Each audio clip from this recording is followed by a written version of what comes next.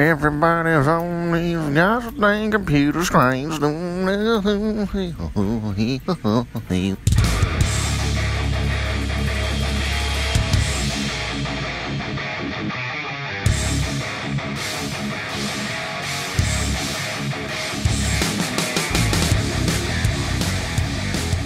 Hey everyone, this is Ben Wan from Superhouse, and I'm here with Andrew again. What's going on, everybody? And today we're going to go over Batman Forever, the original drafts, or as it was originally called, Batman 3. We hinted at it in the last one, and Yes. we are finally here. I personally like doing these even more than the other ones, everybody. I love learning this shit. We like this more than actually rewatching the movies. Yes. We do those just as an excuse to talk about it, and it's fresh in our minds. Talking about movies greater than seeing movies. Yes, and I honestly enjoy this better than if it was just me monologuing about it, because half the time what I love about this is just Andrew's reaction to what could have been. Because I actually get like somebody who appreciates like, oh, like this would have been good, this would have been that, as opposed to just me talking to a microphone and just hoping somebody watches it or something. I mean, it's script changes to Batman movies. This is like shit that we grew up with, and that I've only up to the point where I do this episode with Ben. I only know the one version, and so to see what could have been, or to see what could have made more sense, is fucking amazing to me. So let's get into it, man. This is the deep dive episode, I guess you could say. Yep. For Batman Forever. Yeah, so if you guys didn't hear our Batman Forever episode, then fucking shame on you, listen to that. But at the very end, I said that I would rank Batman Forever, the final movie, below the Burton movies. However, if they went with the original script, I may have ranked it above both of them. Would it have been let's ask the real questions. Yeah. Would it have been a better than fucking Dark Knight, Nolan movies? No, but okay, all right, okay, realistic here, all right, realistic. And I'm also comparing the original script to the final versions of '89 and Batman Returns. I'm not necessarily comparing it to those original scripts either, because as we reviewed in those, like those scripts were better than the final films too. So we've got a similar thing going on. Just to give you backstory, Batman Forever is how I got hooked onto these deleted scenes or unmade parts of the movies in the first place. Because at '95, when Batman Forever came out, I'm like, oh, this is awesome. I got almost everything I could about this movie. This is how much I love Batman Forever as a 7-year-old. Oh, man, wow. I had the comic book adaptation. I had the behind-the-scenes magazine. Yeah. And even as a 7-year-old, I was looking through this, and I was like, that part wasn't in that movie. Neither was this picture. What the hell? I dedicated a lot of fucking time. This is why I didn't get laid until I was like 25. I dedicated a lot of time to figuring out what happened in what was cut and everything. And what I found was just as fascinating as the lead up to some of the other movies that we've already talked about. Yeah. So originally, this was going to just be called Batman 3. They wanted a sequel to Batman Returns, and Tim Burton came in excited to start a new one, and Warner Brothers was kind of reacting, being like, well, don't you want to do like more of your own shit type of thing? And Burton was like, you don't want me on this, because McDonald's and all those people didn't like the fact that Batman Returns was so adult, or seemed adult. They couldn't push those bile gush mouth penguin toys as fast enough. I honestly don't get it. So they wanted to change the direction, and so Tim Burton was going to oversee the changing of the guard, which is why he's listed as a producer. If you see in the beginning of Batman Forever, it says a Tim Burton production. So they were somewhat nice to him. They were somewhat nice to him. So he hired his friend. He suggested his friend Joel Schumacher. Okay. To take on. And Schumacher said, okay, cool, I want to be part of this. And Burton also decided that he would help hire the screenwriters. So they did a bunch of meetings with writers, and this one couple named Lee and Janet Scott Batchler came in. They had written a great spec, and they had told Tim Burton, what we like about Batman is the duality of the character. Yeah. And not only that, but the duality of his villains. Yeah. There are some of his villains have alter egos and everything. We want to explore that if we were to write it. And Burton says, okay, you're hired. Okay, cool. So the Bachelors get hired by Burton. What have they done before this? I mean, I know we can look on IMDb. It was a spec. It was a spec script. So they were pretty new screenwriters. They were pretty new screenwriters, but it was a spec that was going around town that was super popular. Okay. And that was usually used as a writing sample for other studios to be like, okay, they can take on a major movie type of thing. So this was their major movie. and Joel Schumacher was overseeing them. And Joel Schumacher says, okay, well, the studio wants 2 villains, as usual, because they wanted that for Batman Returns. The studio wants 800 villains. Schumacher had just done The Client, which is an adaptation of John Grisham novel, Gotcha, and yeah. that was with Tommy Lee Jones. And he says, I want to have Two-Face in this movie, and I want it to be Tommy Lee Jones. Okay. Apparently nobody gave a shit about Billy D. Williams, so Billy D. Williams was out. Schumacher Schumacher said that he didn't see Billy D. Williams in the role because he felt that he was too heroic. He saw him as more of a Clark Gable type. He didn't really see him as a villain, as opposed to Tommy Lee Jones. Man, you could have taken the whole like fallen hero thing at that point, though. I mean, god damn. All right, anyway. Yeah. So that leaves one other villain, and so the Bachelors are like, well, we have to have a major villain. We can't just use like Black Mask or something. We can't use an obscure villain. We need one that's popular. We need someone who is known to the public, especially through the 60s From show. the 60s show, yes. And the only other one who hadn't been done yet was the Riddler. Yeah. So they got to work on it, and in the meantime, they start having meetings because Warner Bros. At this point is like, well, Tim Burton's gone. We still want Michael Keaton back as Batman. So they had meetings with Keaton, and Keaton says that he wanted to explore more about Bruce Wayne. I wonder why. You want to explore more about what makes I've had 3 lines over 2 movies, so you want to explore what makes him tick, what got him started. So when Batman Begins came out, he said, "You look at where Nolan went." Quote, which is exactly what I wanted to do when I was having meetings about the third one. I said, you want to see how this guy started? We've got a chance here to fix whatever we kind of maybe went off. Yeah, right, okay. So Keaton was interested in exploring the origins of the character, which could be why we get these flashbacks in the movie. Okay. At the same time, they were recording for the Riddler. They're like, well, we need a major name for Riddler. We already got Tommy Lee Jones as Two-Face. So for the Riddler, we want Robin Williams. Yeah, that would have been great. Which, if you look at the original way that Riddler was drawn in the comics, as I'm showing to Andrew right now, oh my god, what actor does that look like? Dude. All right, so everybody, go back to what year? 60s. This is 1948. The first Riddler story, just called The Riddler. It looks, it's a lot like Robin Williams. Yeah, as drawn by Dick Sprang. So. The Bachelors wrote this for Michael Keaton as Batman and Robin Williams as the Riddler. Okay, and Tommy Lee Jones as Two-Face. So they got to work. And they wrote the Batman 3 script, and I'm going to go over that as well as the revisions that were later made by Akiva Goldsman, who would then go on to be the sole screenwriter of Batman and Robin, and then later the showrunner of Titans on DC Universe. Yeah, he's still around, man. Wasn't he part of X-Men too? The 2000 movie? He might have been. I mean, there were a million writers on that one. All right, so let's get started on the original script. So I know, Andrew, you were a big fan of the way that it opened with Batman Forever. With he's suiting up the Batcave, he goes into the big action sequence. Yes, I thought that's a good choice. They should do that with all these movies. That was not how it originally started. Oh, really? Wow. Originally, good change then. It originally opened in Arkham Asylum. Oh, bad change then. keep going. Dr. Burton, who's the weird-looking doctor in charge of Arkham that you see at the end of the movie, he had a scene where he's walking through and he wants to visit Two-Face. And the cell opens and he goes in and he finds out Two-Face has escaped and replaced himself with a guard. Okay. And there's a recording that goes by that says on loop, "The Bat must die." Okay. This was shot. Oh, really? They shot this. And Akiva Goldsman, when he rewrote it, he, instead of making a recording, he had it be blood, the guard's blood on the wall that said "The Bat must die." Okay. So then we would cut to, in the original Bachelor draft, we cut to a flashback of young Bruce Wayne playing on the Wayne Manor grounds. And then he falls into the cave where he gets rescued by Thomas Wayne, who says, "Why do we fall?" No, that's the wrong movie. Oh, whoa. It's like Nolan lifted some shit.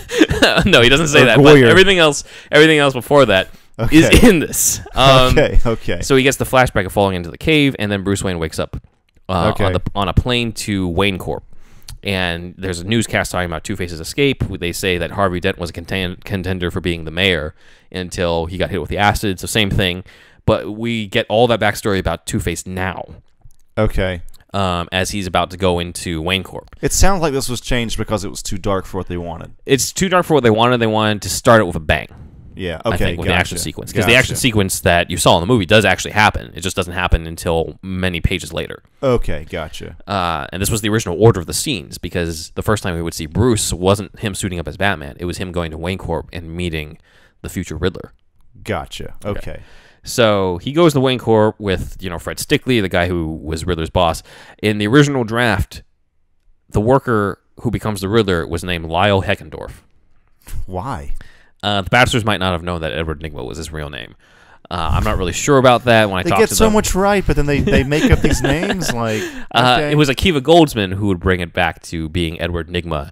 Okay. Weirdly enough, they had it spelled with the Y instead of an I for Nygma. Yeah. Which is same thing that happened in the cartoon. So I don't know if the cartoon just misspelled it, or Goldsman just misspelled it, or Goldsman was just going off of the cartoon. Well, the way I read that is they're just trying to make it look more like a name instead of just a word. True. So we have Akiva Goldsman to thank for bringing it back to Edward Nygma. Okay. Well, that's good. I like that. I mean, he's also responsible for lines like "I'll get drive-through." So yeah. I don't know to give him that much credit. I know Akiva's reputation. So it's okay. So in this scene, Lyle, it's the same thing. Lyle worships Bruce Wayne and everything. I worship you. You're my idol and everything. And then Bruce sees the bat signal, and then goes to his office, and it's the bat signal for Two-Face's bank robbery.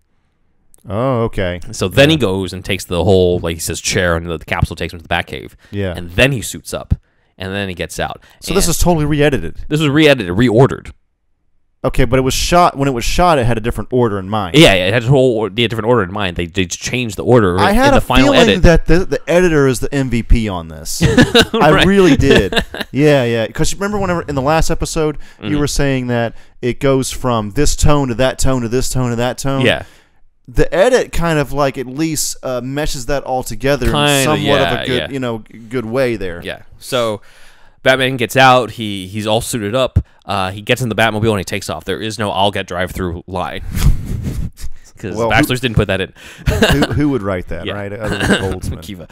So they evolved the Batmobile from Batman Returns. So if you remember at the end of Batman Returns, when he was trying to get away from the cops, he split off the rest of the Batmobile and turned into a Bat missile. Yes. In this version, the Batmobile can switch off between being a Bat missile and back to the Batmobile.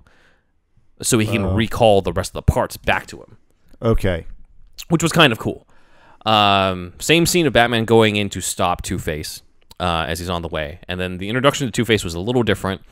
He was threatening the guard with a coin, except when it lands on the clean side, he actually does kind of turn good. He takes his jacket off, he puts it under the guard's head, even offers to give him some of the money. Was this shot? I don't think this was shot. I think it was changed. So his whole demeanor, everything. His whole demeanor changed. So it sort of sells what that dual personality is more. And then when a thug is like, "Why are you offering to cut him in on the cut?" Then Two-Face pins him against the wall, and the camera pans around and then reveals the ugly side. Okay, yeah. So that was the original introduction. I like that. I like that a lot more. Yeah. Batman meets with Gordon and Chase. Chase is kind of flirting with Batman, so that's always been there. A lot of the Chase Meridian scenes, in terms of her beats, are still the same.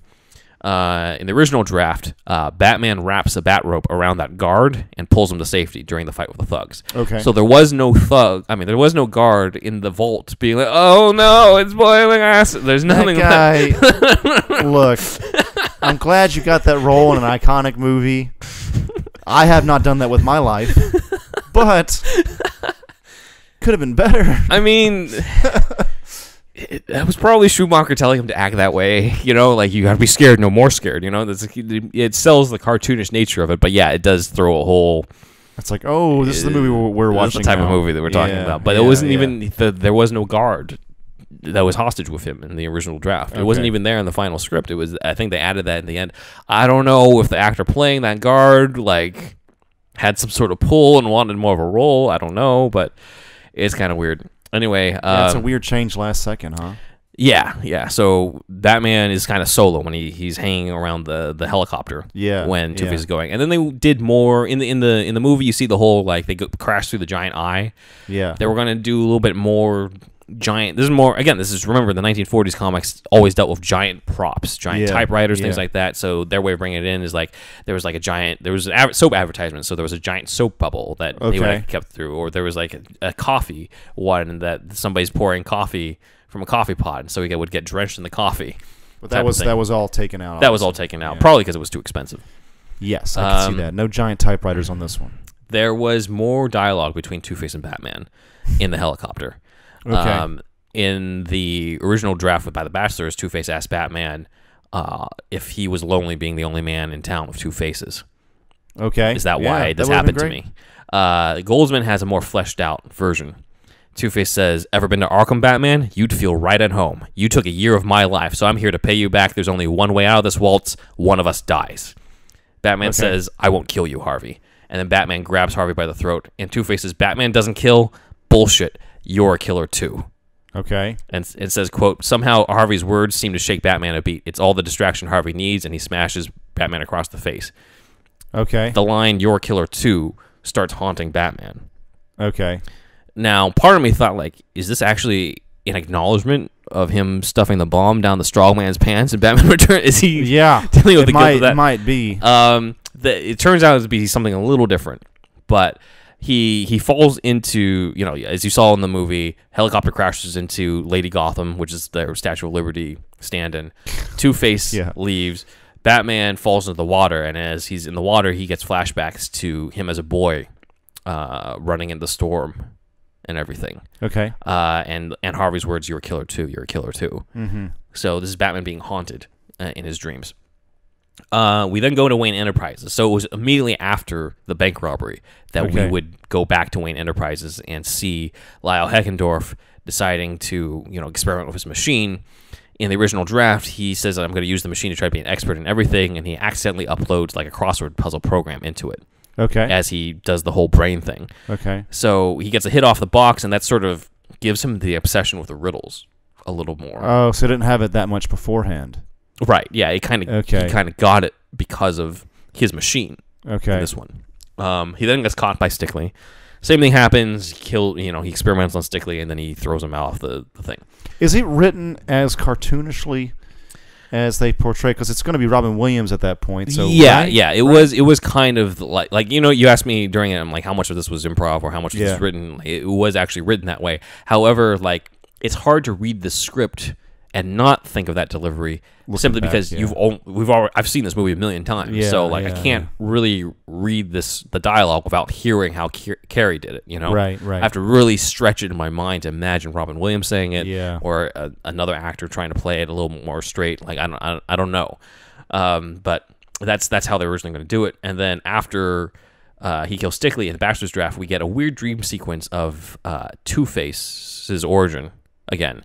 Except when Bruce Wayne goes to stop it, he kind of transforms into his own type of Two-Face that's like half Bruce Wayne, half Batman. Okay. Which is kind of like the whole duality theme coming to it.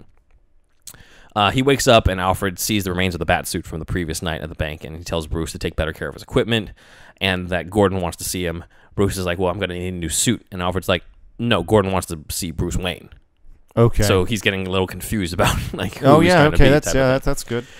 He goes to Wayne Corp, and they're investigating Stickley's death, and Bruce is like, anyone could have forged these records from the security. And Gordon's like, our job is tough enough without interference of amateurs. Sorry, Mr. Wayne, but we don't need your help on this. Okay. Funny enough. Bruce then receives a note from an Enigma, basically giving him a warning of the Riddler. So the fact that there is an Enigma in this makes me wonder if Batchlers did know that was his alias. I don't know. I don't know. We'll see. Maybe they wanted that to be his Lyle Heckendorf to be his real name, right? But Enigma to be his later alias or something. Yeah, an alias. Yeah. So, Bruce is like, okay, that's weird, and Alfred calls him and he's like, hey, you should tune in to the TV. And so on television, we didn't see this at all. There's a host named Vondell Millions. I think she might have turned into Gossip Gertie, who's the reporter character who's played by Bob Kane's wife in the movie. But Vondell is criticizing Batman. She's blaming him for the destruction of Lady Gotham's face, and she's got this whole panel of shrinks, and all the panel of shrinks. They could have explored that a little bit. Yeah. They say, all the panel of shrinks say, Batman is the one who incites these criminals to crime.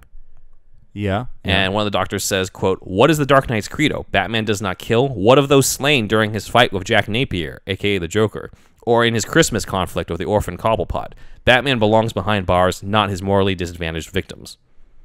Okay, good. So this is acknowledgement of the previous movies. Right. That line, by the way, is from the Goldsman draft, not the Batchler draft I read. But then you hear a voice being like, this is all bullshit, and they turn it's Trace Meridian. Okay. And Trace is defending Batman and says Batman's there to protect people and everything. And so that kind of increases Bruce's attraction to her because she's protecting. She's trying to defend Batman. Right. And everything while also wondering if those people are right. Okay. On TV. Also watching this TV report is Two-Face. Okay. And we get another introduction to a different introduction to his hideout. He still has two henchwomen, however, they're called Leather and Lace, not Sugar and Spice. Okay. And we see a brief sequence of Two-Face plotting Batman's demise, but his demeanor changes on one side of the room. So when he's on the evil side of the room, he talks about all vengeance and stuff. And when he's on the good side of the room, his demeanor changes into more calm and everything like that. Okay. So definitely they played a lot more with the dual personality type of stuff. Okay. Then we cut back to Lyle Heckendorf, who is getting hounded for rent money by his landlady. And he's like, well, while I get the money, why don't you sit down and watch some TV? Okay. And he tests the box on her, and he sort of he's perfected the invention to suck out her brainwaves. Okay. And he's like, okay, now this is ready. So this is like the development further of Riddler, which is, I think it turned into the scene where he's just back at home.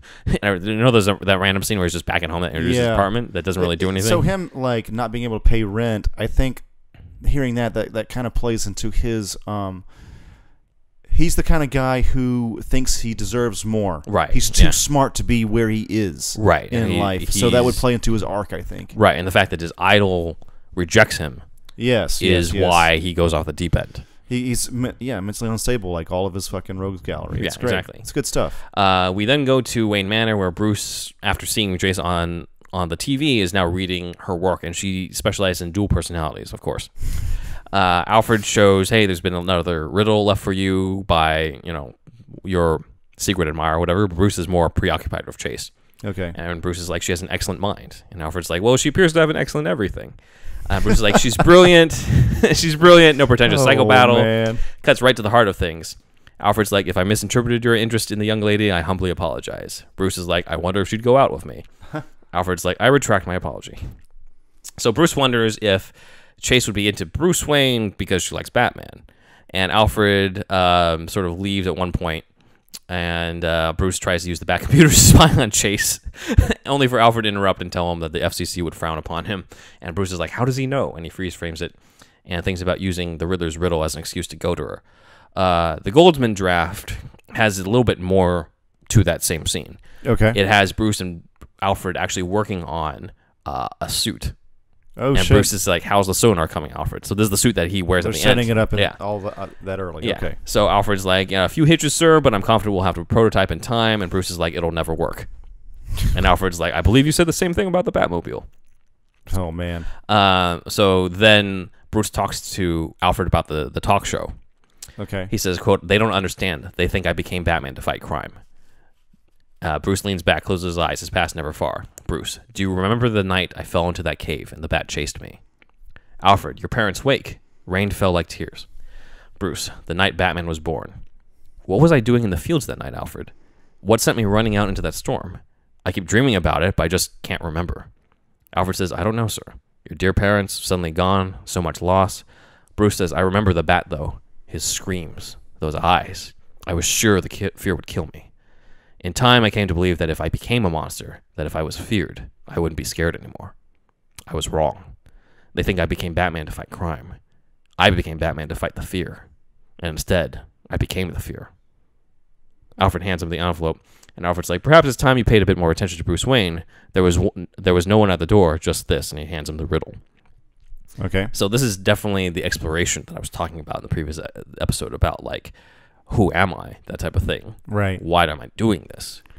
He's getting Batman? deeper into his career as Batman. He's losing himself as Bruce Wayne, right. maybe, and yeah. Because also keep in mind this is the third movie too. Yeah, so it's like, okay, what am I? He goes to visit Chase. There's no boxing scene or him knocking down the door. He just straight up walks in, and he just expects her to be all over him because most women are, and instead she's actually very cold to him. And doesn't really like him that much. That's good. Same beats about calling the guy wacko. Bruce asks if, would it be safe for me to go on a date? And she says yes. And so he tries asking her out. Okay. But she seems skeptical and about what his interests are in her, and he starts quoting her own work back to her. Oh, okay.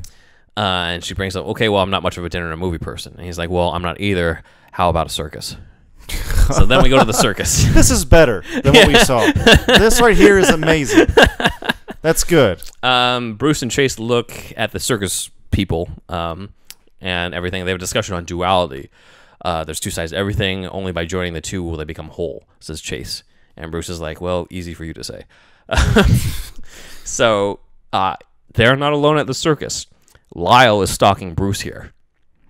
In the final one that we saw, Riddler's not at the circus. He's at all, home watching right? everything. He's watching it, laughing at the screen. Yes, that's right. Which, to be honest, I don't know why Riddler would just randomly be watching the circus at home. But anyway, in this original one, he's stalking Bruce. Yeah. And he sees Bruce and Chase are going to see a fortune-telling leprechaun named Larry the Leprechaun.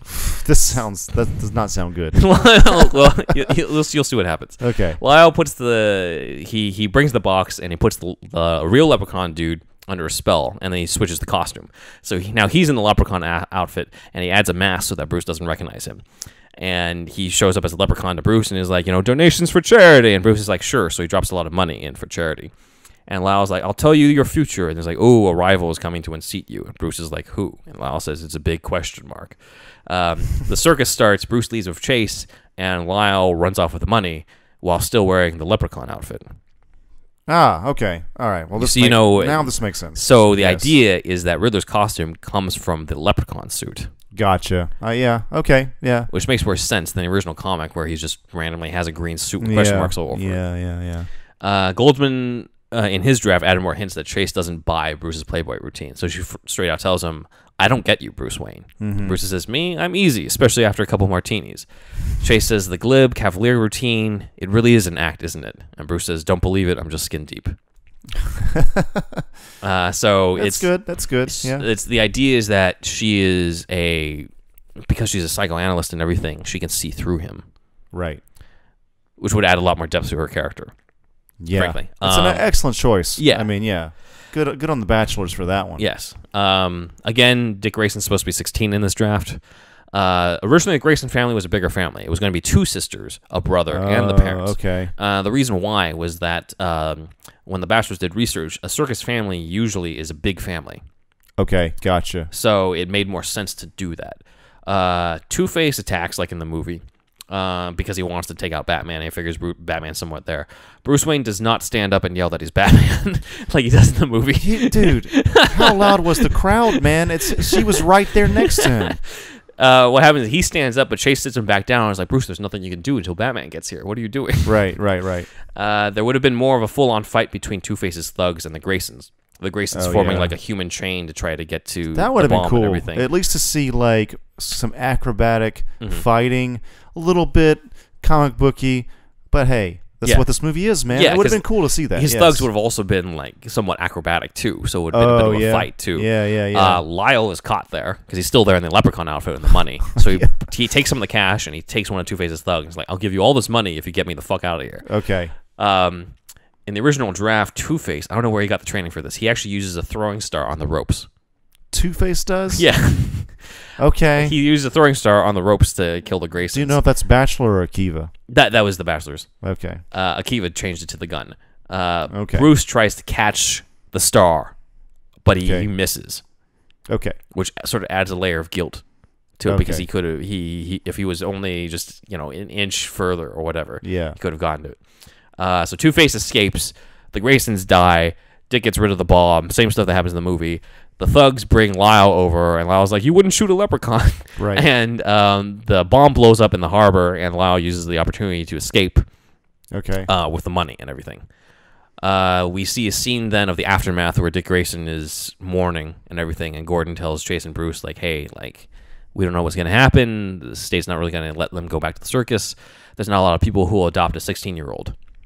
And he says, quote, can you imagine losing your family like that? And Bruce says, I'll take him.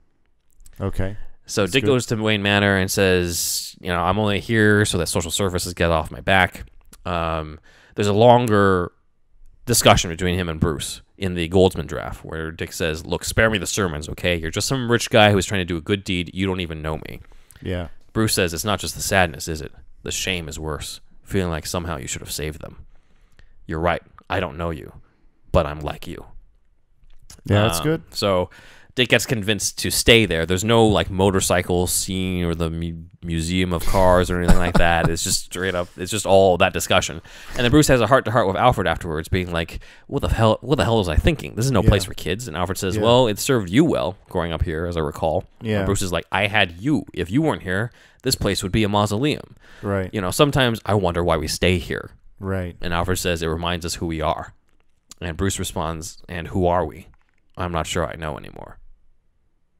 It's good. That's good dialogue. So it's, again, like the whole struggle between Bruce Wayne and Batman was a lot more blatant in this, hell, a lot more blatant in the original scripts. So Bruce then sees the bat signal, and that's when it's Chase Meridian on the roof. Okay. And they have the whole seduction scene. She's naked on that one too in the first. She's draft? half naked in it. Yeah. So my God, she's wearing like she is so forward in this. She's somehow breaks into the fucking Gotham PD. Yeah. Imagine breaking into a fucking police station for one, and also she's just wearing lingerie, pretty much wearing like a nightie. Yeah, pretty on much the fucking roof. I don't know. I just thought it was wild. It's wild. I mean, I know you're supposed to have a lot of suspension of disbelief for comic book movies, but well, here's the thing: it makes more sense in this order because in the movie, she's like, "I noticed at the bank, Two-Face's coin can be exploited." She didn't see Two-Face flip anything at the bank. Right. In the original script, she says, "I noticed at the circus." Oh, so they fucked that up. Yeah. That's okay. Yeah, I noticed that's because she did see Two-Face flip the coin because he flips the coin in order to determine what to do with the Graysons. Right. That would make her character seem, well, she's already smart enough, but even smarter. Yeah. So more useful in this story. It makes more sense. Yeah. But Batman's like, I already know that. They have that whole discussion on the rooftop, and then he leaves. Two-Face does not. Two-Face in the Goldsman draft, or at least the idea in the original order, was then going to strike at Batman with the whole rocket launcher thing and everything after he talked to Chase. Okay. So that was supposed to make more sense. But in general, the whole sequence was not in the original script at all. Okay. It was supposed to go with the Chase rooftop scene, and then we go to Two-Face at his hideout, and he's frustrated that his attempts to kill Batman with the whole circus thing didn't happen. And then Lyle shows up as the Riddler, and he's revamped the Leprechaun outfit to look like the Riddler. Okay. Now. And Two-Face is like, how do you find us? And Riddler goes into this long thing of how he figured out that Two-Face would need to be in a hideout that was surrounded by equal sides on both sides of water and things like that, and certain neighborhoods and everything. So sort of playing with the theme and showing how smart the Riddler is. And Two-Face is like, we don't need you. And Riddler's like, need I remind you, you got defeated at the circus by a 16-year-old. True. Another cut line that Goldsman gave to Riddler says, "Do you know about hate, my dual-visaged friend? Slow, burning hate that keeps you sleepless until late in the night, that wakes you before dawn. Do you know that kind of hate? I do." Of course, he's talking about Bruce Wayne, and he thinks he can appeal to Two-Face about talking about Batman. Okay. So he convinces Two-Face to go on a crime spree together. So they go on a crime spree, and there's a subplot that continues with Gotham media being like, where is Batman? We shouldn't need Batman. We should defend ourselves against this type of thing. That like Diamond Heist scene and all that kind of shit? Except this is the original version of it. Yeah. It was supposed to feed into that arc of Gotham wondering, do we still need Batman? Okay. And everything. There's a montage as well of Dick watching Alfred going into that secret room. Okay. And he's clocking in his watch to figure out the timing of it because he wants to figure out what's in there. Okay. And that's how he figures out the timing to sneak into there later on. Okay. There's another scene of Bruce finding Dick fighting on like it's almost an effigy he's made of Two-Face sort of thing. So Bruce is noticing that Dick's going off the deep end and everything. Yeah. Okay. It's like a kill book kind of thing. Yeah, like kind of. Yeah. He's gone nuts. Yeah. So actually, that's cool. But that's probably too dark for this film, maybe. Maybe, yeah. But Riddler starts at the end of each crime, he leaves a riddle. Yeah. For the next crime, which makes sense because he's the Riddler. Yes. But he actually does it in the original draft. He doesn't do it in the movie. Right. So my complaint got cut along the way. Yeah, that got cut along the way. And Bruce already notices that the riddles are coming from the same person who's writing it to Bruce Wayne. So he already figures out that the Riddler is targeting both him and Gotham. Okay. It's also explained in the Goldsman draft that Riddler keeps using the box to throw off Batman's computer.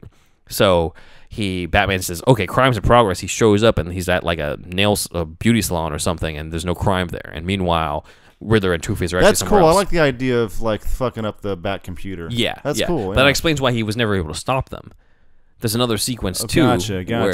There's another sequence too where they rob an opera house because everyone's hooked up at the box, and then Batman shows up. He turns the box off, and everyone is like, "Why is Batman there?" And then they all start realizing all their valuables are gone. Okay. Meanwhile, we see Lyle's brain is like growing or something. It's having a side effect because of physically. Yes. Okay. Yeah. Because of the box and everything. But he's gaining power. He's started the box. He's starting his own corporation. It's not Nigma Tech because he's not Edward Nigma. He's Lyle Heckendorf. Yeah, so it's Heck Tech. Oh my God. Nigma Tech's better, I think. The script also says that he has purple hair. Okay. As opposed to red hair. Green and purple? Well, Gotcha. it's kind of purplish in the original comic if we look at the original coloring. See, I would read it as brown. But yeah, me too. It's hard to tell with these know. old comics. Like, what do they really want you to think it is? So, I don't know. There was going to be a detective scene where Bruce and Alfred buy the box and investigate it in the Batcave. I like that. That's cool. Yeah. I mean, why wouldn't you? That's part of the detective work. Yes. So Bruce is like, Riddler and Two-Face are tweaking the data before the computer pulls it off the emergency bands. And Alfred stands in the lab area trying to disassemble the box. He gets the lid off, and once he opens it, the entire circuitry inside vaporizes.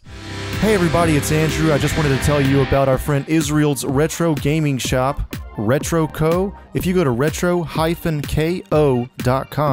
you'll be able to see all of his retro gaming goodies. If you wanted to get that Sega Saturn hidden gem from back in the day, or if you wanted to get the Famicom disk system that you never got as a kid, or any other type of retro game that you were into, or import game, please go to retroco.com. That's retro-ko.com. And if you use the Superhouse code Johnson's Ballsack, you'll be able to get a little bit of a discount at checkout. So please, once again, if you could just go to retroco.com. You can also go to facebook.com/retroco with no hyphen. That's RETROKO. You'll be able to find him on Facebook as well. If you were looking for that PlayStation import game that you never got, if you were looking for that Mega Drive game that you never got, or any other kind of retro game, any import game, it could even be European, Israel also curates bundles at RetroCo, and he'll curate that bundle just for you. So please, go check him out. If you put in the code Johnson's Ballsack at checkout, you'll receive a Superhouse discount. So Nigma is 10 steps ahead. Yeah, that's good. Batman. That's good. Goldsman has this weird scene of Two-Face and Riddler getting hits off the box and passing it to each other and spouting philosophy. And like they're both getting smarter, so they're talking about Socrates and shit. Yes, but they're also talking about, like, Jim Morrison was right, says Two-Face, and Riddler is like, about what? And Two-Face is like, everything. Oh, it's and like stoner shit. It's played off as if they're getting high off the box. See, that's all right. Goldsman. Thank you, Goldsman. Yeah, not everything you did is great. Dick sneaks into the Batcave, just like in the movie. Bruce meets up with Chase, and Goldsman adds more to his subplot, where Bruce talks about the dreams. You know, I am getting dreams. I'm getting dreams about this book. Can I ask a question about this real quick? Yeah. Is that the first time that they introduced this book? It's introduced. You mean in the comics, or in the book where it's his father's journal? Is it? It's his father's journal in this movie. Yeah. Is that the first in the Batman mythos? It's the only time it's played a major role, I think.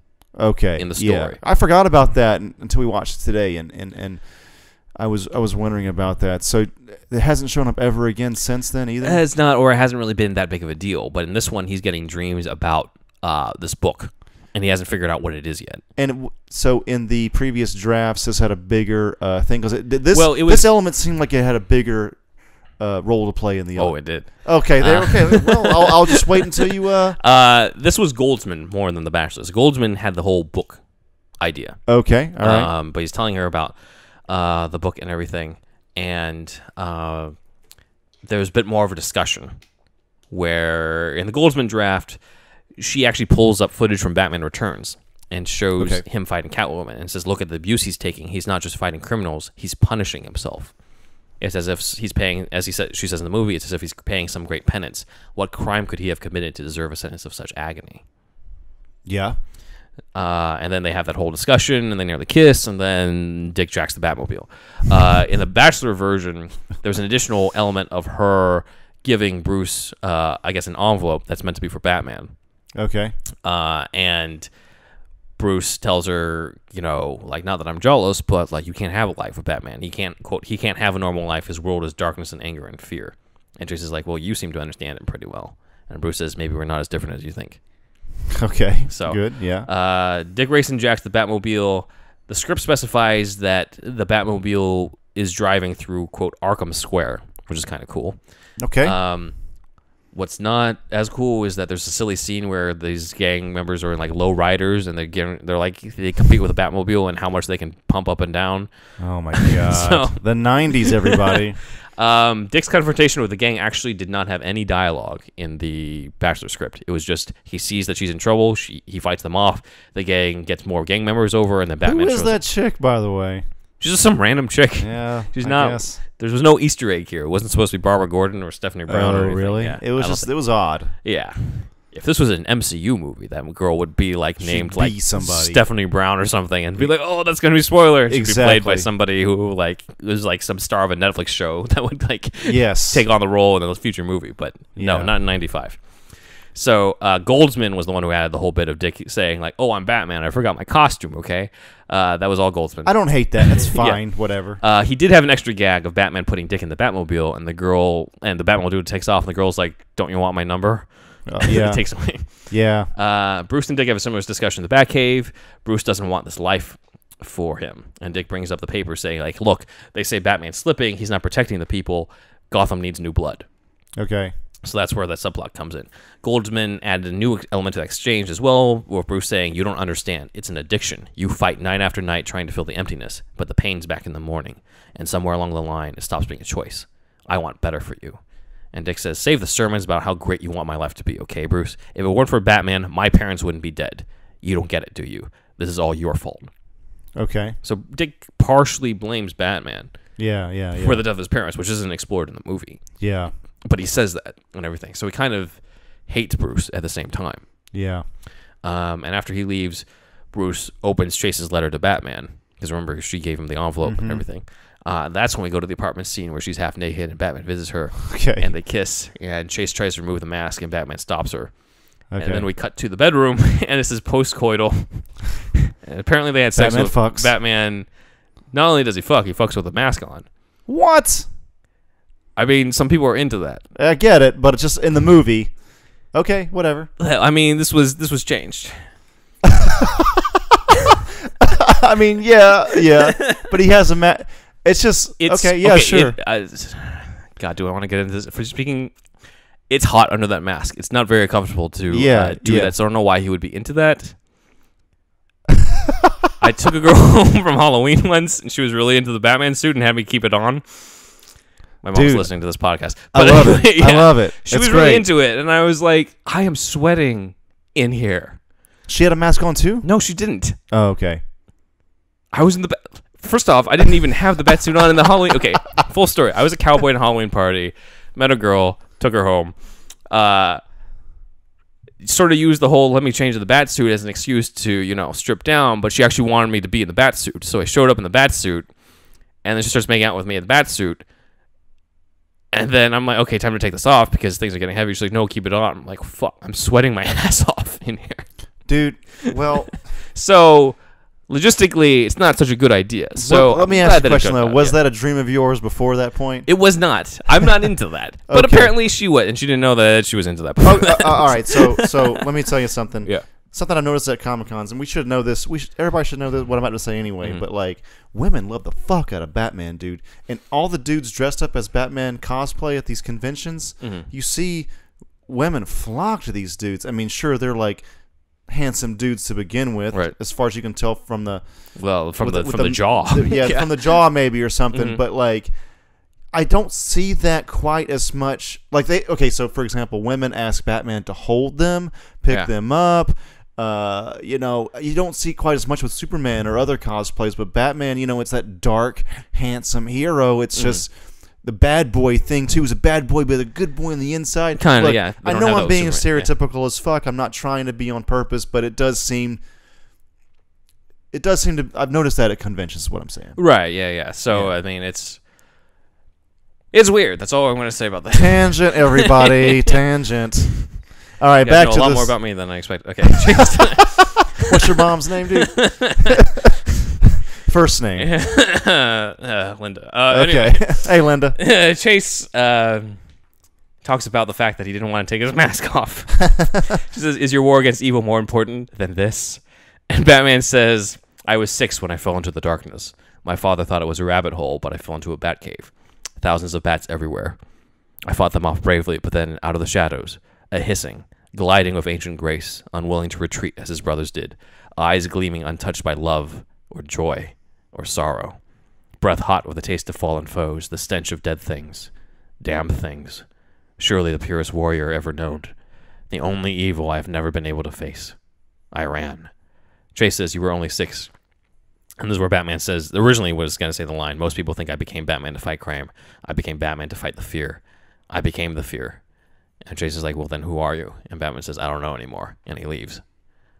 Okay. That whole monologue, by the way, about the bat, gliding of ancient grace, blah, blah, blah, that's not the Batchlers. That's a direct quote from The Dark Knight Returns. Oh, when they were covering the Bruce encountering the bat in the cave. Okay. Because you guys have seen in Batman Begins and Batman vs. Superman, what happens is Bruce falls into the cave and he gets surrounded by bats. Yes. In The Dark Knight Returns specifically, he gets surrounded by bats, but then there's one lone bat at the end that flies towards him. Gotcha. So that's something that the Batchlers picked up on. That pays off a little later. There's the whole party at Nigmatech, or Hectech, if we're going by the original one. Hectech, oh my god. And Bruce is going there specifically, and this wasn't covered in the movie, he's going there specifically to cover how did this guy, who was like a lowly dude in my company, end up starting all this, where to get the money and all of that. He, am I being paranoid, Alfred? And Alfred's like, "Well, no more than usual, sir, but please have a good time." Yeah. He just wants Bruce to have a good time at the party. But Bruce is like, marketing, PR, packaging, the clumsy little guy who used to work for me couldn't have put this together so fast. Goldsman adds more with Chase saying, "If I didn't know any better, I'd say you were sulking." And Bruce is like, "Keep me off the couch, Doc. Your fees are a little rich for me." Chase is like, "Touchy, touchy." And Bruce is like, "So how goes your scholarly pursuit of Batman?" Chase says, "Oh God, Bruce, you're still jealous?" And Bruce says, "Spare me the diagnosis." Oh, Bruce was kind of bitchy in this Goldsman draft. Just spare me the diagnosis, okay? You're being ridiculous. I can't be jealous of Batman. Can I? He says to himself. Weirdly, in the... I like the final version best in terms of Nigma making himself look like Bruce. In the original draft, he had magenta hair and a beauty mark. Okay. Which also defeats the purpose. I'm just like, I thought the whole reason why he had colored hair as the Riddler was so that nobody would know that him by his civilian identity. Right. But if he's got purple hair in both identities, it kind of defeats the purpose. They hadn't figured that part out yet. I don't think so. That part. And then Goldsman weirdly had him dressed up like Louis XIV. Okay. Why? Let's go with, I'm just going to say the movie did it best with him dressed up as Bruce Wayne, trying to become his idol. Right. That was really good. Right. Lyle, once again, has the crush on Grace Meridian. He puts her with a box, and there's this little sequence where she gets the tap dance with Fred Astaire. She's like transported into a black and white movie, while he gets to sort of have this verbal duel with Bruce. That would have been wild, man. Yeah. Yeah, okay. I don't know if they would have had the rights for that, but it's kind of a cool idea that didn't make it in. Bruce basically tries to be classy and tells Lyle that he's happy for him. Okay. In the original Bachelor draft, Bruce Wayne did not go in to the box. Okay. Two-Face then arrives to rob the place. A similar fight scene takes place. Batman uses the box to his advantage because the box is like showing this hologram of a knight on horseback, and he sort of uses that to fool a thug into moving out of the way. It would have been cool to see Batman use the box for his own purposes. So that was kind of cool. Yeah. Batman goes after Two-Face. There's no moment where he kisses Chase and her inviting him over to her place at midnight or whatever, because in this version, the apartment scene took place beforehand. Okay. They have an actual chase scene in the subway tunnel. So Two-Face and others get on the train. Batman's too late, but he hangs on to the last car. Okay. Train stops. Two-Face sees Batman still onto him, so he takes a hostage who turns out to be one of the shrinks from that TV show who was complaining about Batman. Okay. So Batman uses the Batarang on Two-Face's gun, runs off, and the Doctor now like worships Batman. So it kind of is the end of that arc of is Batman still effective? Is he retiring? Because like he's saving people, Oh, right. He's saving those people. Goldsman's script changed it to Vondell Millions, who was the host, who kind of turned into Gossip Gertie. Goldsman also had a different alternate action sequence where instead of a subway chase, it was Batman chasing after thugs who were on snowboards through a tunnel. It was a weird chase. The anyway, 90s. There was a different action sequence as opposed to the movie where it kind of just goes straight into him falling into the trap and Two-Face trying to blow him up. Okay. Batman tries to figure out where Two-Face and the crew are hiding, so he uses quote-unquote a bat lens, which sort of sees the silhouettes of them, which is kind of like the lenses in the Dark Knight at the end, as well as the detective mode in the Arkham games, if you guys have played that. Yeah. Two-Face tries to blow him up, and after he does blow him up with the fire and everything, he's like, all right, next the Riddler. So Two-Face wants to kill Riddler after he's done with Batman, actually. Okay. So this whole time, Two-Face has actually been plotting against Riddler. Okay. Batman emerges unscathed, so Two-Face throws a boulder over him. This is definitely different from the movie. Tries to throw a boulder over him and isn't satisfied with just shooting him, so he tries to bash his brains in. Oh, shit. With a boulder. Too dark, probably. And that's when a different figure shows up to the rescue in a makeshift red and green suit. Yeah. Batman gets free, and he and the newcomer have their first fist fight against the thugs as Two-Face escapes. Okay. And so this is the first Batman and Robin fight. Yeah. Already. And Batman looks at Dick and he's like, "Why did you follow me?" and everything and like that. And we're like, what kind of colors are those? What are you supposed to be? Robin Hood? Because of the green. And then Gordon and the press arrive and they're like, "Who's your new partner, Batman?" And Batman turns around and says, because he just called him Robin Hood, he calls him Robin. Okay. So there was no actual backstory with the parents and I flew in like a Robin type of thing from the movie. He's just done it because it was kind of like an off the cuff thing because it's called Robin the Hood. helmet one, the one we got in the movie, I think was a little weak. Yeah, I mean they tried different explanations of Robin in terms of it being tied into the something to do with his parents. What was the impetus for the original naming of Robin? Do you know that? I'm glad you asked. It says that I'm trying to find the specific. Yeah. Like the legendary Robin Hood, whose name and spirit he has adopted, it says in the very first appearance. It's based on fucking Robin Hood. So it's kind of like Robin Hood.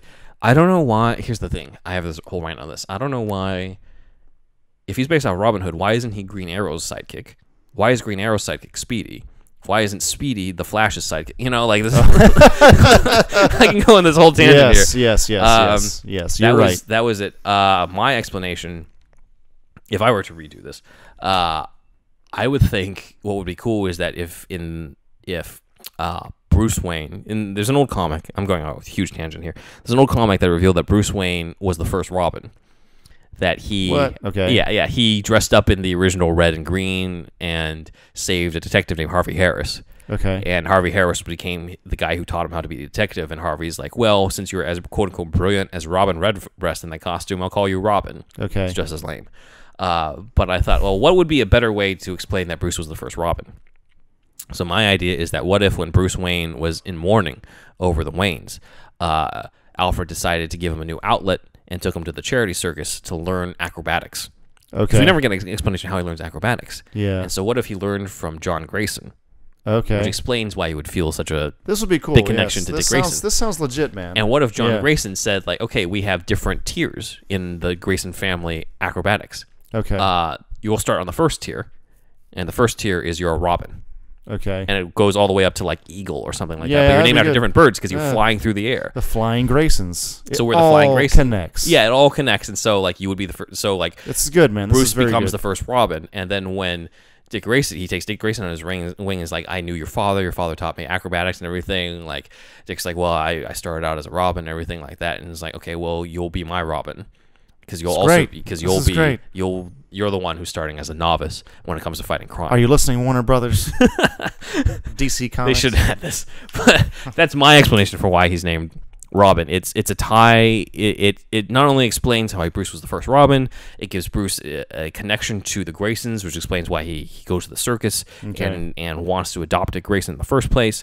Dude, this is legit, man. This is a legit retcon. Yeah, and then, or whatever you'd call it. Yeah, and then it gives a significance to the name Robin as kind of being like the training name, which is also why Dick Grayson would be okay with there being another Robin.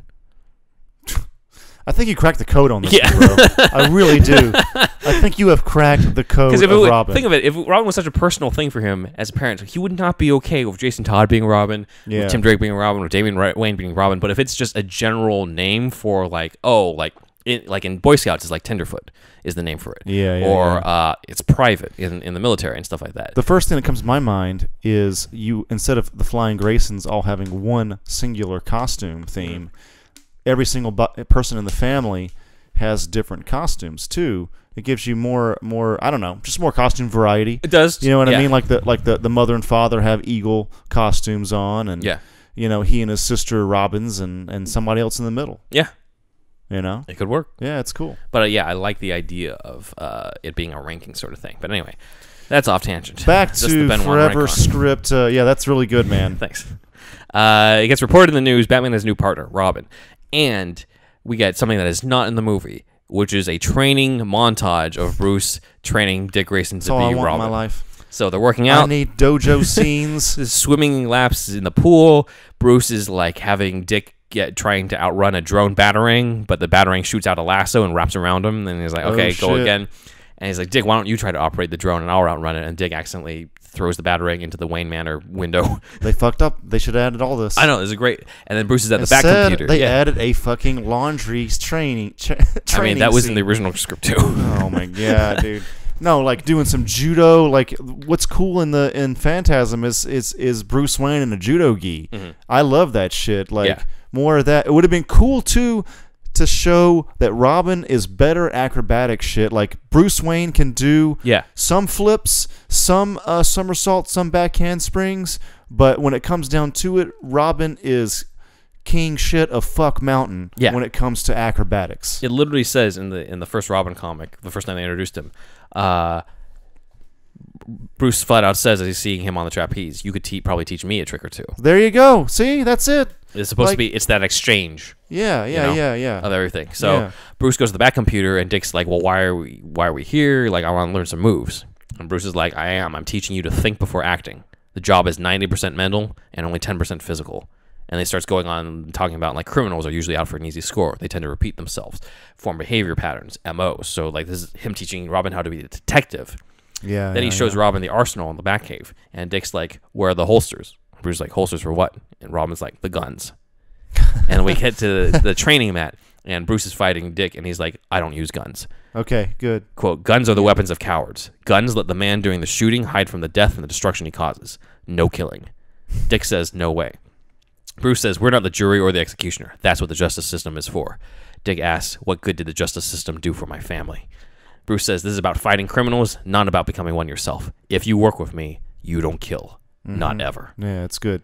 So, like, all the stuff you need to establish about Batman and Robin is in the sequence that is not in the movie.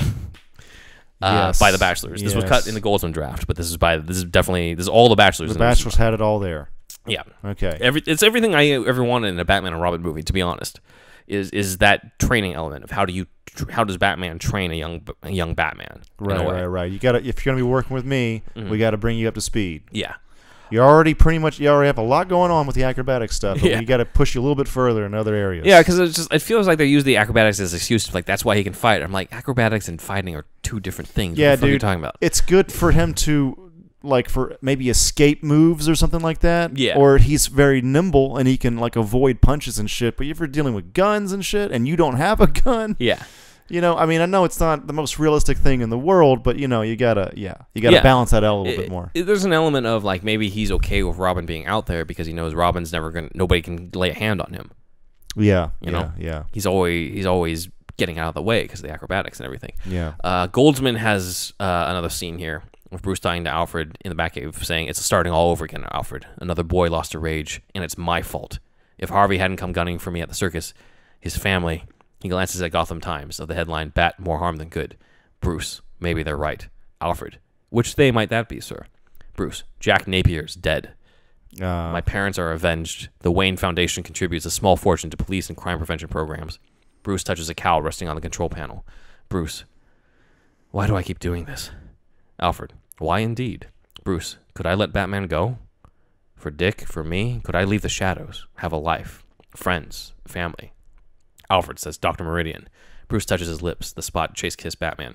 Bruce, she's the first woman in a long time she's the first woman ever. And she loves Batman, not Bruce Wayne. If I let go of Batman, I'll lose her. Alfred, perhaps not. Why not ask the lady? Bruce. How? As Batman knowing she wants me, or as Bruce Wayne and hope Bruce reaches the phone. He tries to call Chase. Chase is like, hello, who is this? And then this is kind of over dramatic, but he hangs up and and the last thing she said was, who is this? And he turns to Alfred and says, who am I, Alfred? I don't think I know. So there's a lot of these scenes. It seems like well, to be fair, scenes so far. Yeah, to be fair, some of these is Goldsman right, redoing the scenes in a different context. Gotcha. But I'm just giving you all. But they wanted that theme in there at some point. This would have been way more obvious about that. Yeah. This is what Bruce is going through. Yeah, it gives an arc to the title character, like we said, missing from a lot of Batman movies. Right, definitely missing from the previous one. So this would have been the first one to do it. Right. Goldsman then was the one who placed the bedroom scene here, where Batman goes to see Chase, and Chase is like, now that I have you, I don't really want you, I want someone else. Yeah. And there was going to be an added bit where Bruce looks at the desk where there used to be Batman memorabilia, and instead there's Bruce Wayne memorabilia. Okay. Because this is before social media, and she can't stalk his Facebook and Instagram. Yeah.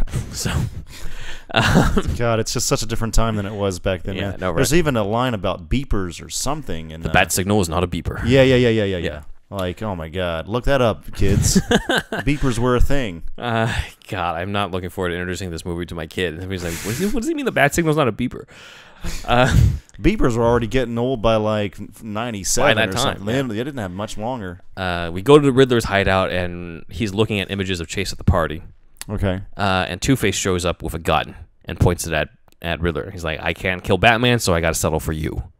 Okay. And Two-Face says, quote, I have all the muscle. I know how your brain straw works. Why do I need you? I can be the smartest person in Gotham City. I built the empire. Now I want it all. Okay. So Lyle's like, sure, but I figured out who Batman is.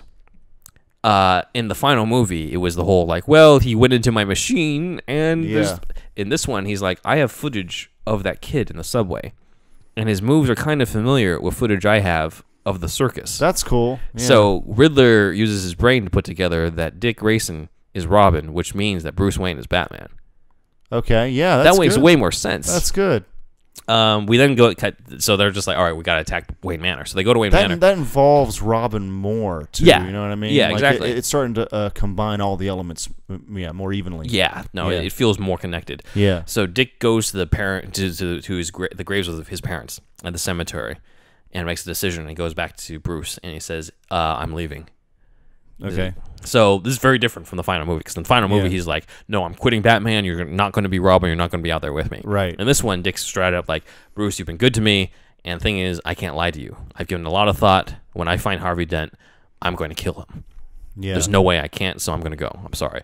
And Bruce is like, no, stay. Like, Chase is going to be here, and Dick's like, have a good date. And Dick sneaks off and steals the Robin suit from the Batcave and leaves. And Riddler and Two-Face show up, and Riddler's outside being like, why didn't I not figure this out before? Okay. That Bruce Wayne was Batman. And Two-Face is like, why would Batman's partner live with Bruce Wayne? And Riddler's like, you actually passed the bar? They let anybody become a lawyer these days. that was in the Bachelor's draft. I don't know. It makes Two-Face look really dumb. Yeah. Chase is at dinner. Okay, we're getting into some of the good stuff here. Chase is at dinner, tells Bruce she's into Batman, is attracted to abnormal behavior. She's like, you're really good to me, but like, someone takes someone dark, it's dangerous. And Bruce is like, look, I'm not as balanced as you think I am. Trust me on this. And Chase says, I feel like I'm in love with both of you. If only the two of you could be the same person. It's a little over the top. Okay, Goldsman is now furthering the development of what is this book. Okay. Because remember, all he's mentioned is that he has dreams about this book and his parents' funeral. So Chase says, I think I found something about your dreams. I pulled the file on your parents' murders. There was a missing diary, Bruce. Alfred told the police your father always kept it on his desk, but the day after the murders, it was gone. Maybe that's the book you've... Yeah, and then he starts getting the flashbacks, and Bruce says in the final movie, you see some of it, too. Where he's like, I remember being in the funeral, I go to the book, and it's the last entry my father ever read. And then he closes it, and he goes into him running off. That's not how the scene was supposed to go. Okay. In the original version, he's telling her, I go to the book and I read it. And the last entry read, Bruce insists on seeing a movie tonight. Bruce insists. I made them go out. I made them take me to the movie, to the theater. It was my fault. I killed them. Shit. So that's why Two-Face in that deleted scene says, you're a killer too. That's why in that scene where he talks about Dick Grayson, and he's like, I killed them, and Alfred's like, what are you talking about? He's like, Two-Face, he killed those boys' parents, and Alfred's like, no, you said I killed them. Right. There's this recurring thing that keeps coming up, and that's also why Chase is like, what kind of penance, what is he trying to punish himself for? Yeah. He's punishing himself because he feels he killed his parents. Right, yeah. So Chase says, oh God, Bruce, you were a child, you weren't responsible. And Bruce says to himself, not the bat. And Chase says, what? And Bruce says, I always thought it was the bat that scared me that night that changed my life, but it wasn't. The real fear was hiding underneath what I read in the journal, that my parents' death was my fault. That's what I couldn't remember. That's the crime I've been paying for all these years. So he feels that he's always been forced to become Batman because of his guilt in that. But this is a dream book, right? Because this sounds like he would be like... No, this was a real book. But the journal entry sounds like it was written after the guy died. No, he wrote it before he went out. It says Bruce insists on seeing a movie tonight. Oh, I'm sorry. And then he went yes, out and he got himself shot. Yeah. So he's left with that as the last... It increases Bruce's guilt even further. That's the last memory he has of his father is saying, like, Bruce, I got to do this for Bruce. I got to go out to the movies and I'm going to die. Yeah. So, and right when he gets that, that's when Riddler and Two-Face attack. Okay. So, Bruce is kind of off his game because of all this shit that's been going on. We get what feels like a truncated version of what lands in the movie. There's no dialogue of Riddler blowing up the Batcave. Okay. In the Batchler. All the gags and shit, I'm pretty sure was written on set by Goldsman or something, or Carey really? Improvising. I could see that, yes. There's no Two-Face flipping the coin multiple times to figure out when he's going to finally get the scarred side to shoot Batman. That's not in there either. We do have Riddler stopping Two-Face from killing Bruce at the end of that scene because he wants Bruce to suffer. There is one cool bit, though, in the Batcave that was in the Goldsman draft that's not in it, and I wish they kept it in. In Batman 89, when Joker is electrocuting that guy with a buzzer, he says there's going to be a hot town in the old town tonight. Yeah. And then when Selina is talking to Bruce about the Christmas tree lighting ceremony, she says there's going to be a hot time in the cold town tonight. When Riddler is about to blow up the Batcave, he says, gonna have a hot time in the old town tonight. And then he thinks about it, he says, who used to say that? Somebody always used to say that. So it was going to be like a little gag continuing. Yeah. It would have been, I guess they were trying to make it the whole, like, I got a bad feeling of this type of line that recurs. Yeah. That's said by all the villains. And then we got this great visual of Riddler sets aside all the bat suits in a pile and sets them all on fire. Okay. And we close in on the emblem of the bat beginning to melt. Okay. As in saying, like, this is the end of Batman. Right. We get a little bit more of the flashback from childhood of the Batcave before Bruce wakes up and the doctor's there trying to treat his head wound. And Doctor leaves and Alfred tells him the same thing in the movie where it's just like, they took Dr. Meridian, Dix ran away, and the cave's been destroyed. And Bruce says, what cave? Oh, wow. Okay. Biggest change that got cut from the movie. Bruce gets amnesia. What? And doesn't remember that he's Batman. Okay, that's a bit too much, man. that's getting to silly territory. Especially there's near the end like that. There's a reason for this, and I think you're going to like what this does lead into. Okay, so we got to the GCPD rooftop. Gordon's wondering, where the hell is Batman? Since the bat signal's gone up, but he's never shown up. Okay. That's why Batman doesn't show up in the movie. It's just like, why isn't he here? It just seems like, oh, Bruce is just waiting, that type of thing. So this was almost near the... They're about to start production on this movie. Yeah. And he has amnesia. This almost made it. This factor almost made it to the final. Yes, but you'll see why. Okay. So Alfred takes Bruce to the Batcave, and Alfred says, the Batman side of your personality has always been, separate from you. It is not inconsistent that you might blink on it alone, the way certain amnesiacs lose just a single language. And Bruce is like, I feel afraid here. And Alfred says, Mr. Wayne, Bruce, listen to me. You are a kind man, a strong man, but in truth, you are not the most sane man. Okay. I remember the day you fell into that sinkhole and that bat chased you in here. I have never seen a child so frightened. I saw that look in your eyes only once since, and that was the day your parents died. And he holds up the newspaper of the death of the Waynes and everything. He says, Bruce, I think you never dealt with your parents' death. Rather than brave your nightmares, you became one yourself. Okay. You wear the bat on the outside, but you have never faced him, never accepted the dark side of yourself. You must find a way to embrace your fear, to bring the Batman back. We need him. So Bruce faces his fear and ventures further into the cave. Okay. And this is where Goldsman pays off that diary subplot. Okay. Because he wasn't done with that. So I'm just gonna read off from the script here. Ahead, a diffusion of moonlight illuminates a curving rock chamber. Bats here too, bring the walls to life. Bruce moves into the moonlight, looks up. From his POV, a narrow chute, the fall he took as a child. He kneels there on the floor, worn by years of weather. A single book, a diary. Bruce kneels, touches the leather cover, fingers lingering for a moment on his father's embossment before he turns yellowed pages to the last entry. Painfully by moonlight, he reads, Bruce insists on seeing a movie tonight. He pauses, gathers himself. He continues, but Martha and I have our hearts set on Zorro, so Bruce's cartoon will have to wait until next week. Bruce stares at the book in disbelief. Then he looks up at the moonlight, tears streaming down his face, and he says, not my fault. It wasn't my fault. And then... Wow, see, this is an amazing character moment. Yeah. See, this is why I told you, like, this is why the amnesiac thing actually pays off. This works. Yeah, it does. Actually. And then he sees a bat. Quote, this is from The Bachelor. This part here is from The Bachelor. So the Goldsman did the whole book thing, but the Bachelors did the whole, still, amnesia has to go into the cave, and he sees this. He turns, he sees a bat. He begins to turn, to run.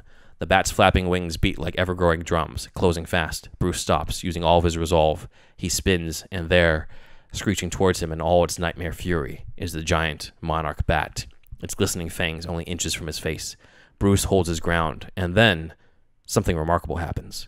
The bat holds its position, staring into Bruce's eyes, its wings spread wide, a beat, and then Bruce raises his arms, slowly, wide, coming up directly in line with the bat's wingspan. The two stand facing each other, man and bat, and in the faint light on the wall, their shadows begin to blend, to merge, becoming one. From the entrance of the inner cave, a sudden screaming din as a million bats explode out into the cave, a shooting column of life, and there, stepping out from its center, comes a man. Alfred says, Master Bruce? And Bruce responds, Batman, Alfred. I'm Batman. Holy shit, they cut out the best fucking scene in this movie. That is the greatest deleted scene in any of these, because what the fuck? They shot this. What? They shot this. It's on YouTube. I'll show it to you after we record. Are you fucking kidding me over here? They shot this in here. Was it too good so they cut it? Like, I don't know. What was the reasoning for that? But the idea is that he felt obligated because it was of his guilt. And then he's resolved of his guilt. So he makes the choice to continue being Batman. Which means he's making the choice to be Batman forever. That's why it's called Batman Forever. Oh my God. Jesus, man. You see why I wanted to get to this one. This all comes around, doesn't it? Oh my God. That's why it's called Batman Forever, is because of this scene that they cut from the fucking thing. We gotta just edit this movie again, man. Have the That's Superhouse why there cut. is a book. There's not a book. There's a cut called Batman: The Red Book Edition. Okay. That it's called the Red Book Edition because it adds this scene back in. It's a fan cut. It's a fan cut that adds it back in. The editor may or may not have done some other things to it. Okay. Like cut. Hopefully, I think they probably cut. I'll get drive through and shit like that. But that would be my preferred cut. If I haven't watched it. But. It's just crazy. It's a huge character moment. That is the arc. He actually has a fucking arc in this. Like in the movies, like okay, there's kind of a vague one, but this one it's solidified because all the stuff that's planned beforehand pays off. All the stuff of like I don't know who I am. I'm a killer. He chooses to be Batman as opposed to I guess he chose to the first time around as well. Yes, but this time he feels like okay, I don't have to do it anymore, but I'm still going to do it. Which is why at the end he says not because I have to be, but now because I choose to be. Oh, so that made more sense. That makes more sense in that, as opposed to the end where it's just like, oh, I had to save them both type of thing. Like, it would have paid off the theme. This is wild, man. This is why wild. When I first proposed doing this with Andrew, this was the movie I wanted to get to. This was the one. This was because of that scene. Because I knew when we got to this part, this would change everything about the way the people view Batman Forever. So this could have easily been better than the Keaton one. This could have been. Maybe. That's why I said like if they followed this would have been the best Batman movie. Right. Before the Nolans and everything. This easily would have been the best one because of that alone. Insane. That's insane, man. God damn it. That pisses me off now. I got more stuff. So as big as this? Not as big as this, okay. But this is kind of I guess we kind of saw kind of a version of it in Batman vs Superman when there's like a dream sequence where like a giant man bat type creature shows up, but it's not nearly as it's not like this. This is poetic. Emotional, yeah. It's poetic as fuck. Yeah. So we cut to Claw Island and Riddler has Chase hostage and Chase is like Batman will come for me, but she also says to him, "I've been watching you. You're frying your brain. Okay. There's a reason we only use 10% of our brains at a time. You're cramming too much in there." So it's hinting at the foreshadowing. It's foreshadowing Riddler's downfall. Okay, yeah. And basically tells him yeah. you're going to short circuit. And Riddler's like, night, like I don't give a shit. Like night, His night. brain's probably bigger now too, Yeah, physically. yeah. So he might look like the leader from the Hulk comics or whatever. But Bruce and Alfred go further in the cave. Bruce says it's a good thing the Riddler didn't know about the cave under the cave. Oh my god. And that's where they go, and that's where he's been hiding the sonar bat suit. Okay. Because otherwise in the movie it's just like, okay, well, wait a minute, Riddler just missed a spot. Right. So there's a cave under the cave. As they go down, Bruce says, I figured out Riddler is Lyle Heggendorf. And I've tracked the beam. Like, once again, there's a beam projecting the question mark above the bat signal. He's like, I've tracked it to Claw Island. I'm going to go over there, where all the bat suits destroyed. And Alfred says, well, I've been putting together a new one with the sonar modifications you so disapprove of, but it hasn't been tested. And Bruce says, I'll test it. And then we cut to the sonar suit, and it's described as, quote, a new improved Batman, dark and ominous, a new and improved enemy to fear even more. Mm-hmm. Not silvery. Not what we got. The silver bat. It seemed like they didn't do much with the suit. I mean, he makes it to where, Yeah. I mean, what does he do with it at the end of the scene? Well, it's there because of the lenses. But what are the lens, thrusters? What do the lenses even do? I'll explain it when we get to how it was supposed to be. Okay, all right. Well, I'm jumping the gun, I guess. Robin emerges. Some exchange happens. Robin says, I'll play by your rules. Robin takes the bat boat. A tennis court opens up outside Wayne Manor, and the Batwing comes out of that. Okay. That's kind of cool. Yeah. There's no battleship game between Riddler and Two-Face. That is some, Adam West shit. Yeah, Riddler just sends a bomb over at the Batboat. Robin ejects before it gets blown up, and he gets attacked by the guys in scuba gear. Batman, as in the movie, turns the Batwing into a bat sub to save him, and there's this really cool image where we get the POV from one of the thugs as they see, quote, Batman looking just as ferocious underwater as on land. His cape billows out behind him like a manta ray. That would have been incredible. Batman's fist comes crashing straight at us. I'm like, holy fuck. That would have been incredible, yeah. So they reach Claw Island, and Robin's like, what is this place? And Batman's like, it was an oil storage tank for subs during World War II. The OSS converted it to an intelligence command center near the end of the war, then a prison. So, like, there's a backstory to this place. Wow. So they go inside, and Riddler's like, welcome to Riddler Land. It is, quote, an intertwining complex of geometrically impossible castle-like stairs and walkways, like the visual illusions of Carl Escher.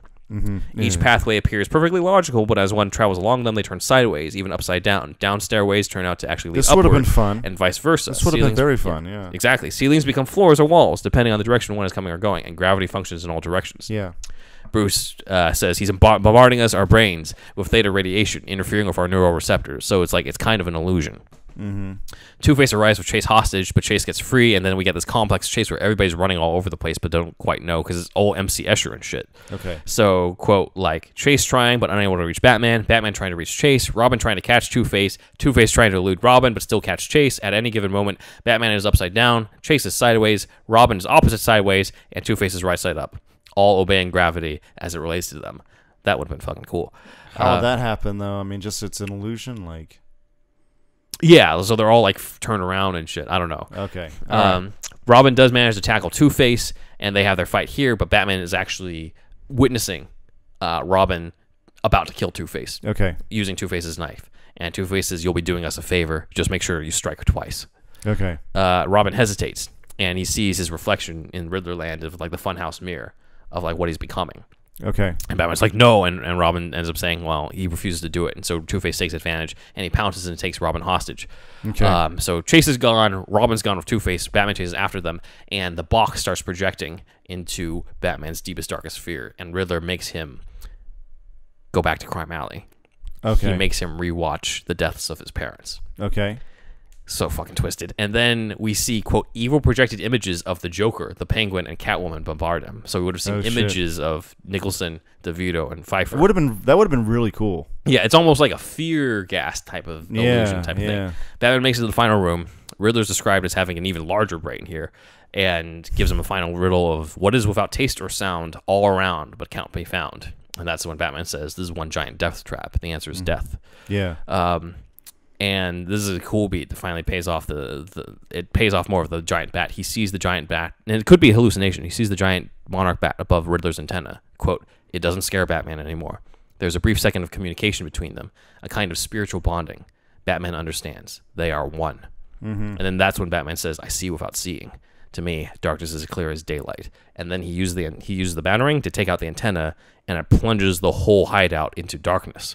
This is obviously better. This is why he says, "I see without seeing." Yeah. Darkness is clear as day. Yeah, He's taking out all the lights. Yeah. And he's going to do this basically blind. Mm-hmm. He saves both Chase and Robin.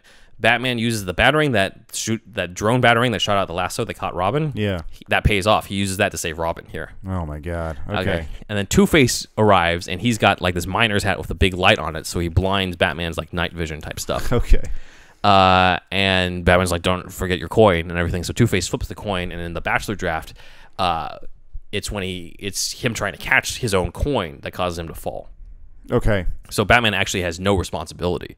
Okay. Good. Over his death in the original Batchler draft. Man.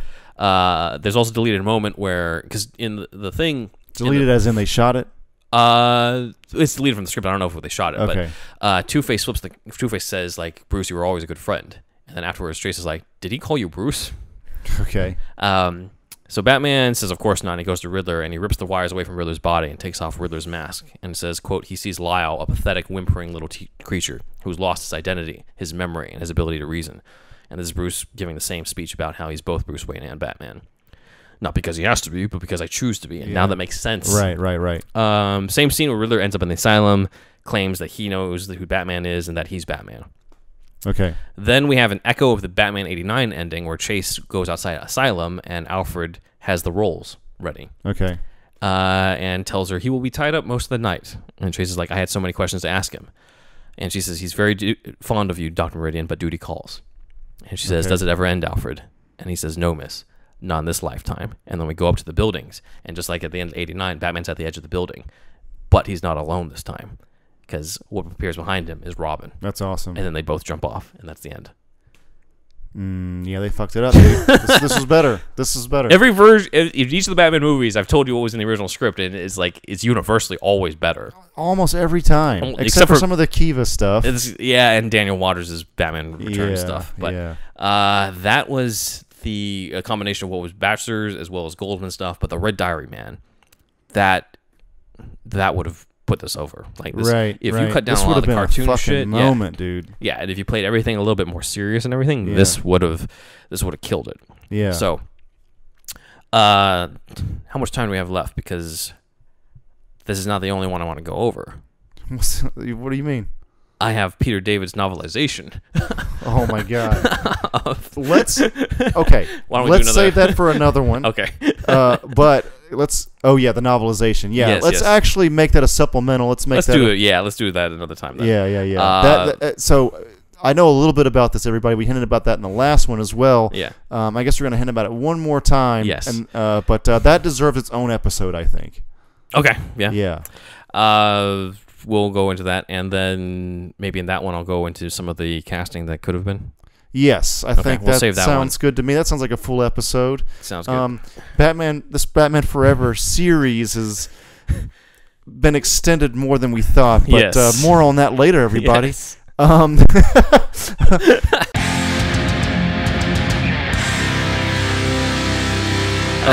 Yes. So is that it for this episode? That is it for this one. We're just going to cover the script. So stay tuned to find out more about the movie that could have been the greatest Batman movie. At least of the 90s Batman. I cannot believe Batman Forever makes sense. I thought it was just made up in marketing. That actually was part of the script. That's fucking nuts. Well, it's not said in the script, but apparently that was the intention. That's the intention of it, yes. Okay. All right. Well, anyway, thanks again for this, Ben. This shit, I love this shit. It's great.